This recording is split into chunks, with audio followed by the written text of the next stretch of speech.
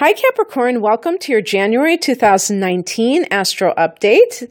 I'm Raina, and I want to say happy birthday to those of you who are born in late December and through most of January. This is a time for you to shine. The sun is in your first house. You should be feeling a sense of vitality, just more energy and the ability to really promote yourself. Because in addition to the sun being in your first house, on the 4th of the month, Mercury joins the sun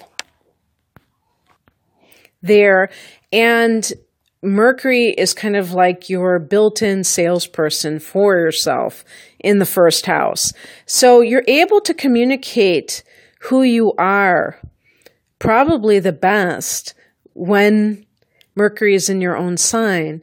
And this is great for people who are looking for work and are, going on interviews, or even if you're single and you're looking for a relationship and you're on the dating scene and maybe you're meeting people and having these initial conversations, and you can really represent yourself in the best way.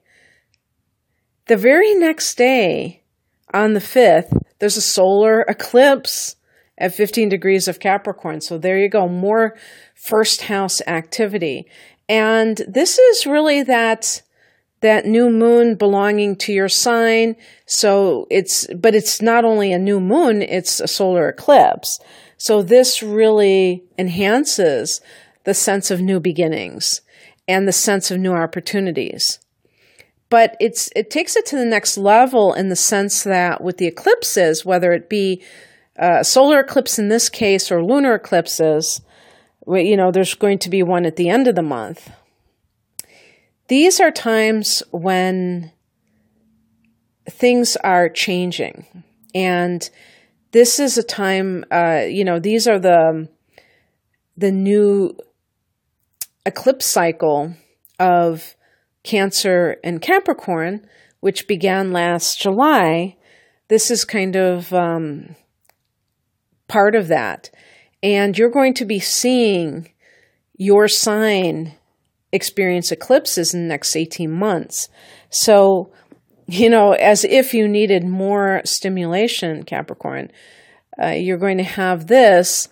And what's great about the solar eclipse is that things can come to you, whether you like it or not, but I'm saying in a positive sense, where you might have a lot of opportunities. And with the first house, it's a whole new cycle of opportunities. And so it may play out in different ways for different people. But just be open to it. But definitely, write down your intentions or your, birthday wishes, whatever you want to call it, even though the eclipses may bring it to you in an easier way than a typical new moon would. So it's just a matter of being conscious of what it is that you feel like you want in 2019. And whether or not it comes the way that you expect, that's a different story. We can only do our part, can't we? And we let the universe handle the details. But so you're going to feel that sense of momentum, let's put it that way, with all this first house energy. And then on the 6th, Uranus turns direct in Aries in that 4th house of home and family where it's been retrograding. This will continue this transit of Uranus in the 4th house for 2 more months. And then in March, it's going to go back into Taurus where it will stay for 7 years. So you will be done with Uranus in the 4th house in a couple of months. I would ask you to reflect upon the last 7 years when Uranus has been in this sign of Aries and how that has impacted you in terms of whether it be real estate issues. Maybe you've had to move suddenly more than once, but at least once where you didn't plan ahead. It just kind of was sprung on you. Maybe you had to take in another person on the spur of the moment that you had not planned out, and it was a very kind of a rush job, or, somebody needed a place to live and you provided it. So in addition to your household, it can be, or somebody leaving very rapidly or unexpectedly. In other words, Uranus brings surprises. And in the domestic scene or sphere, whatever you want to call it, this may have been part of your life's journey in almost the last decade. And so for a Capricorn individual, this may have been a bit unsettling. And luckily, you won't have to deal with this much longer, because I just want to say, a house like the fourth house, which is a house of your roots and your home base, a planet like this, like Uranus, may not be a good mix. It can be for certain houses that Uranus works a lot better, that it's not as, disruptive or feeling rather, I don't know if negative is the right word, but disruptive is probably the best way of putting it, because of the nature of that fourth house. We want to have roots. We want to have this sense of, stability in our domestic life. Typically, it depends on your age too, I suppose. Maybe when you're younger, it's almost like an energizing kind of a thing.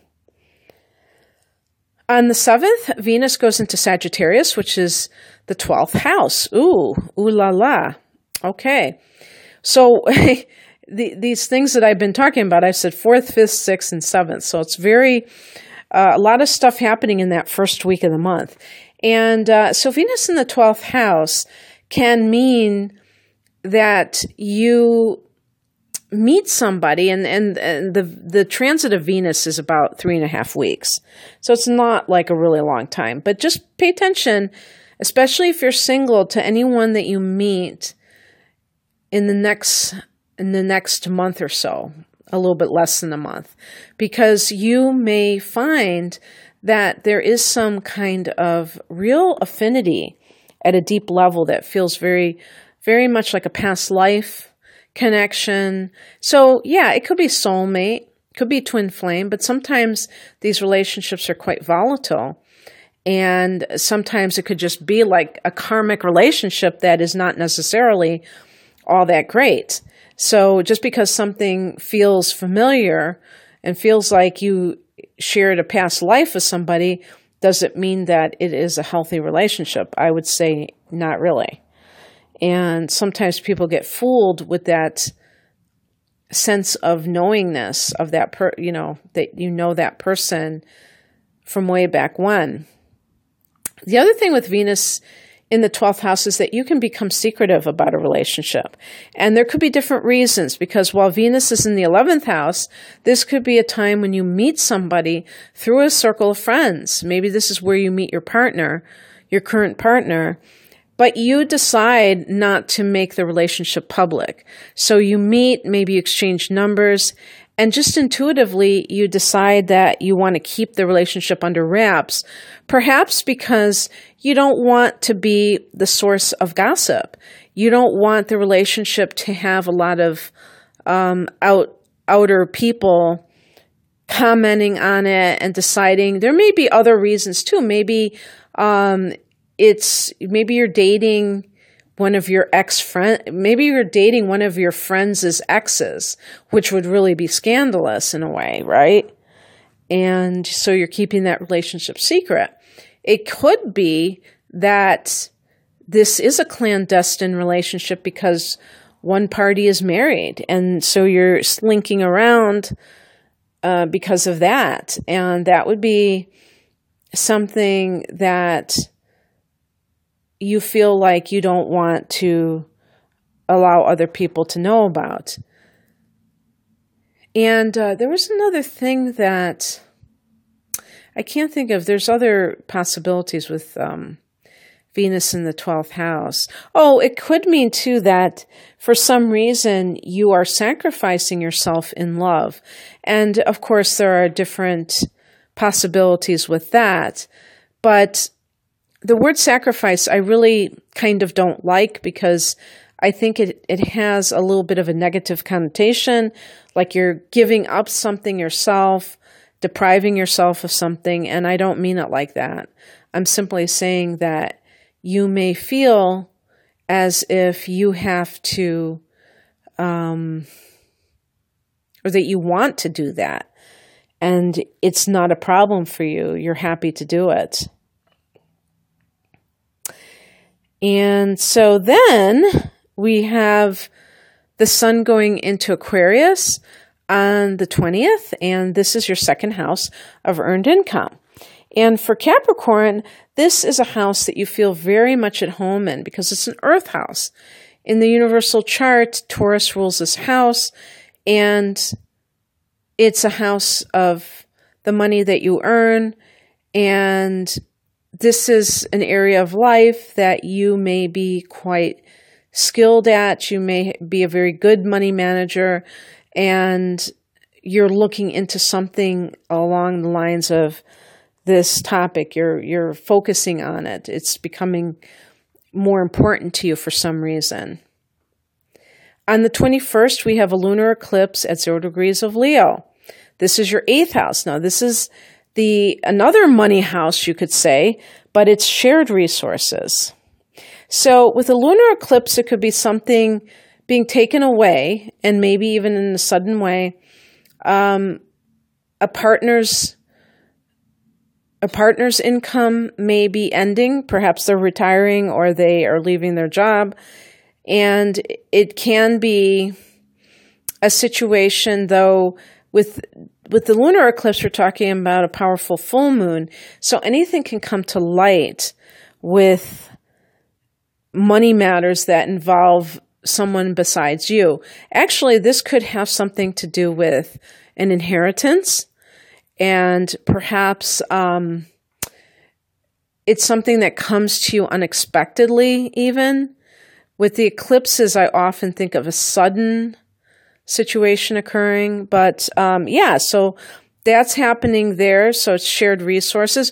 You know, this can be a time with the lunar eclipse in the 8th for you, Capricorn, where you really are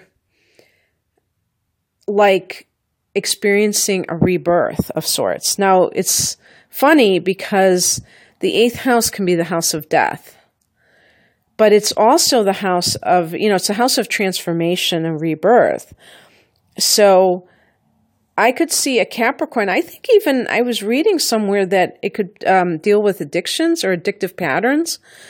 And usually I've heard that the 12th house is associated with that.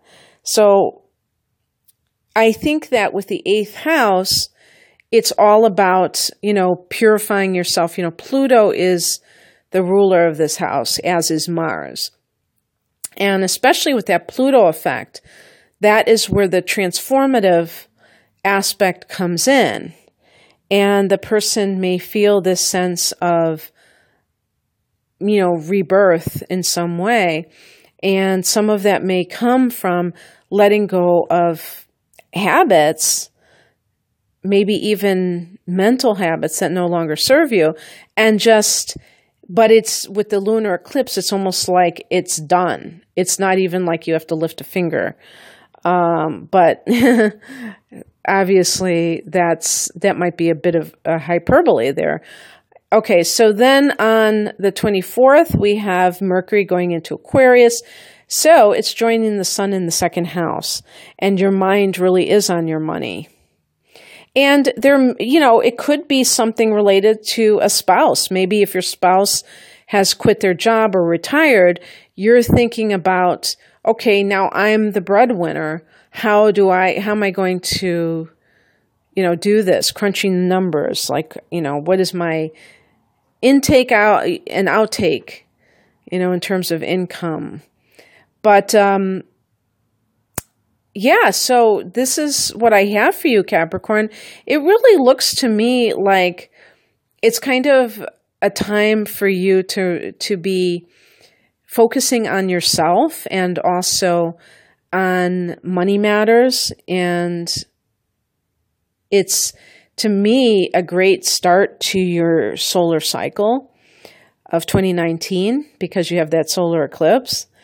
And yeah, so I hope that you enjoyed this. And if you'd like a private reading, the link is below, and have a great month. Happy birthday once again. Bye.